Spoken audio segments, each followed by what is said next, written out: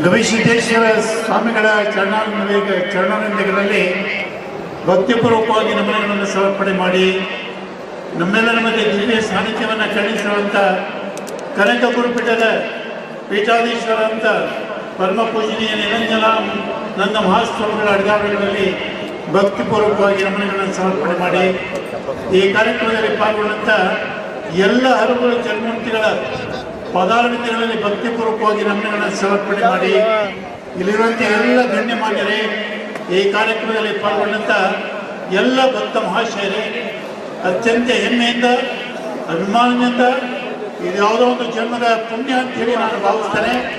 ಈ ಭಾಗ್ಯ ನನಗೆ ಲಭ್ಯ ಆಗಿದೆ. ಹೀಗಾಗಿ ಬಹಳ ಹೆಮ್ಮೆಯಿಂದ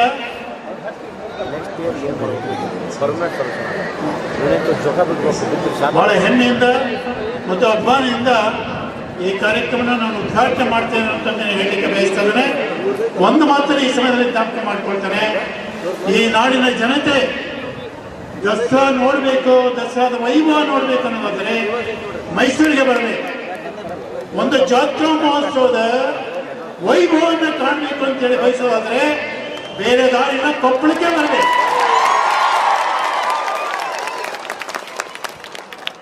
ಈ ಅದ್ಭುತವಾದ ಕಾರ್ಯಕ್ರಮದ ಮಧ್ಯದಲ್ಲಿ ನಿಮ್ಮೆಲ್ಲರ ಮಧ್ಯೆ ಇದ್ದು ಚಾಲನೆ ಮಾಡುವಂಥ ಭಾಗ್ಯವನ್ನು ಪರಮ ಪೂಜ್ಯ ಶ್ರೀಗಳು ನಮಗೆ ಕರುಣಿಸಿದ್ದಾರೆ. ಬಹಳ ಹೆಮ್ಮೆಯಿಂದ ಮತ್ತು ಅಭಿಮಾನದಿಂದ ಶ್ರೀಗಳ ಅನುಮತಿಯ ಮೇರೆಗೆ, ಎಲ್ಲ ಪೂಜ್ಯರ ಅನುಮತಿಯ ಮೇರೆಗೆ ಈ ಕಾರ್ಯಕ್ರಮವನ್ನು ನಾವು ಉದ್ಘಾಟನೆ ಮಾಡ್ತಿದ್ದೇವೆ. ಎಲ್ಲರಿಗೆ ಶರಣಾರ್ಥಿಗಳು.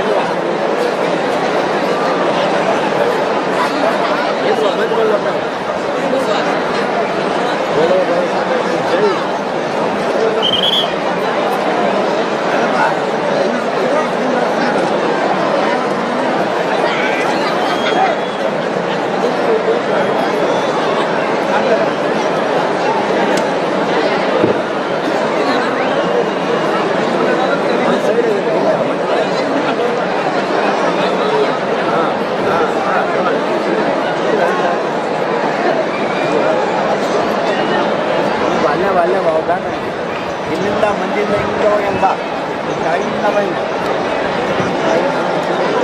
8 ಜನ ಆದರೂ ವಿಜಯವಾಡ ಅನ್ನಂಗೆ ಬಂತು.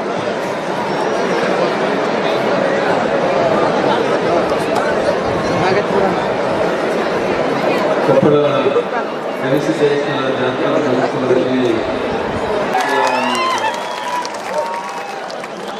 ಕೊಪ್ಪಳ ಗವಿಸಿದ್ದೇಶ್ವರನ ಒಂದು ತೂಕ ಆದರೆ ಇಲ್ಲಿ ಸೇರಿರ್ತಕ್ಕಂಥ ಭಕ್ತರ ಭಕ್ತಿಯ ಒಂದು ತೂಕ ಅನ್ನುವಂಥದ್ದನ್ನು ನಾನು ಮನಗಂಡಲಿಕ್ಕೆ ಇಷ್ಟಪಡ್ತೇನೆ. ಯಾಕಂದರೆ ಭಗವದ್ಗೀತೆಯಲ್ಲಿ ಕೃಷ್ಣ ಒಂದು ಮಾತನ್ನು ಹೇಳ್ತಾನೆ, ಮಮ ಭಕ್ತಾಹ ಮಮ ಅಧಿಕಂ ಅಂತ.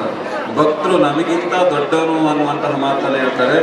ಗವಿಸಿದ್ದನ ಅಜ್ಜನ ಭಕ್ತಿಗೆ ನಿಮ್ಮೆಲ್ಲರ ಒಂದು ಭಕ್ತಿಯ ಒಂದು ತೂಕ ಒಂದು ಮೇಲ್ಗೈ ಆಗುತ್ತೆ ಅನ್ನುವಂತಹ ಮಾತುಗಳನ್ನು ಈ ಸಂದರ್ಭದಲ್ಲಿ ಹೇಳಿ, ನಿಮ್ಮನ್ನೆಲ್ಲರೂ ನಮ್ಮ ಅಭಿನವ ಗವಿಸಿದ್ದೇಶ್ವರ ಸ್ವಾಮಿಗಳು ನಾವು ನೋಡ್ತಾ ಇದ್ವಿ, ಜಾತ್ರೆ ಕೊಪ್ಪಳದಲ್ಲಿ ಭಾಳ ದೊಡ್ಡ ಜಾತ್ರೆ ಆಗುತ್ತೆ ಅಂತ. ಆ ಸ್ವಾಮೀಜಿಯವರು ಇವತ್ತು ಈ ಜಾತ್ರೆಯಲ್ಲಿ ಆ ಆಹ್ವಾನವನ್ನು ನೀಡಿ ನಿಮ್ಮನ್ನೆಲ್ಲರನ್ನು ನೋಡುವಂತಹ ಸೌಭಾಗ್ಯವನ್ನು ನಮಗೆ ದೊರಕಿಸ್ಕೊಟ್ಟಿದ್ದಾರೆ ಅನ್ನುವಂತಹ ಮಾತನ್ನು ಹೇಳಿ ನಿಮ್ಮೆಲ್ಲರಿಗೂ ಕೂಡ ಶುಭವನ್ನು ಕೋರಿ ನನ್ನ ಮಾತಿಗೆ ರಾಮಿಸ್ತಾರೆ. ಈ ಪರಂಪರೆ ನಮ್ಮ ನಾಡಿನೊಳಗೆ ಉಳಿಬೇಕು, ಬೆಳಿಬೇಕು, ಪರಮ ಪೂಜ್ಯರ ಆಶೀರ್ವಾದ ನಮ್ಮ ನಾಡಿನ ತುಂಬ ಜಗತ್ತಿನ ಜನರಿಗೆಲ್ಲ ಆಗ್ಬೇಕಂತ ಹೇಳಿ ನನ್ನೆರಡು ತೊದಲ ನುಡಿಯನ್ನು ಗವಿಸಿದ್ದೇಶ್ವರ ಪಾದಕ್ಕೆ ಅರ್ಪಣೆ ಮಾಡುತ್ತೇವೆ. ಸಂಬಳ ಬಾರಿಸ್ತಾರೆ.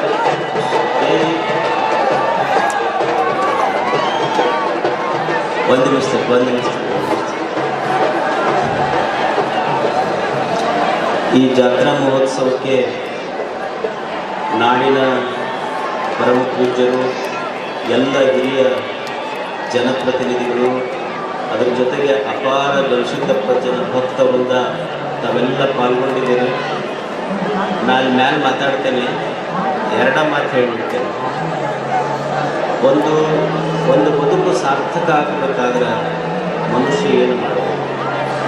ಒಂದು ಸಾರ್ಥಕತೆಯ ಜೀವನದ ಲಕ್ಷಣ ಅಂದ್ರೆ ಇಷ್ಟೇ, ಕೈಯಲ್ಲಿ ಸತ್ಕಾರ್ಯಗಳಿರಬೇಕು, ತಲೆಯಲ್ಲಿ ಸದ್ವಿಚಾರಗಳಿರಬೇಕು, ಬಾಯಲ್ಲಿ ಸವಿ ಮಾತುಗಳಿರಬೇಕು, ಹೃದಯದಲ್ಲಿ ಪ್ರೇಮ ಇರಬೇಕು. ಇಷ್ಟಿದ್ರೆ ಸಾಕು, ಅದು ಬದುಕಿನ ಸಾರ್ಥಕತೆ.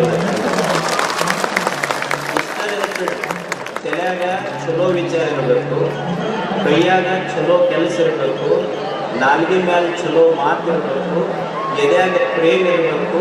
ಇಷ್ಟಿದ್ದು ಬಿಟ್ರೆ ನಾವು ಗವಿಸಿದ್ದಪ್ಪನ ಗದ್ದಿಗೆ ಹೋಗಿ ದೀಪ ಹಚ್ಚೋದು ಬೇಕಾಗಿಲ್ಲ. ಇಷ್ಟಿದ್ರೆ ಅವನ ಬಂದು ನಿಮ್ಮ ಮನೆಯ ಜಗಲಿಯ ದೀಪ ಆಗಿ ನಿಮ್ಮ ಮನ್ಯಾಗ ಸದಾ